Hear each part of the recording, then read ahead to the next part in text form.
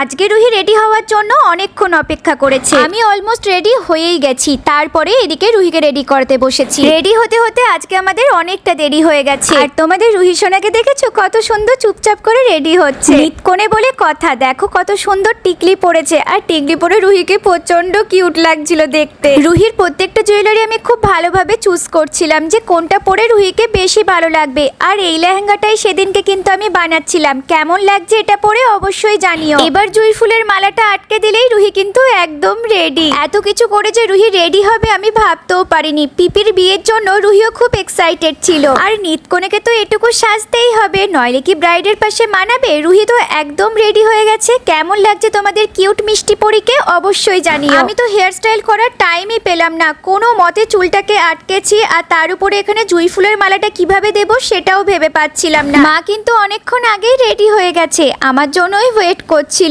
ওইদিকে তোমাদের রুহি সোনার অবস্থা দেখো, খাটের তলাতে জুতো লুকিয়ে রেখেছিল। নতুন জুতোর আলাদাই একটা যত্ন হয়, রুহি তো এটাকে খুব সাবধানে সাবধানে তাই রেখেছে। শেষমেশ এই সিম্পল হেয়ার স্টাইলই আমাকে রাখতে হলো। পিপির বিয়েতে রুহি সোনা তার প্রিয় র্যাবিটটাকে নিয়ে যাবে বলে কোলে করে নিয়েছে। আর আমি লাস্ট মোমেন্টে মায়ের মাথাতেও জুই ফুলের মালাটা সুন্দর করে আটকে দিলাম। কেমন লাগছে বলো? যারা এখনো ফুল ভ্লগগুলো দেখোনি অবশ্যই দেখে নিও। বিয়ে বাড়িতে কিন্তু আমরা দারুণ মজা করেছি।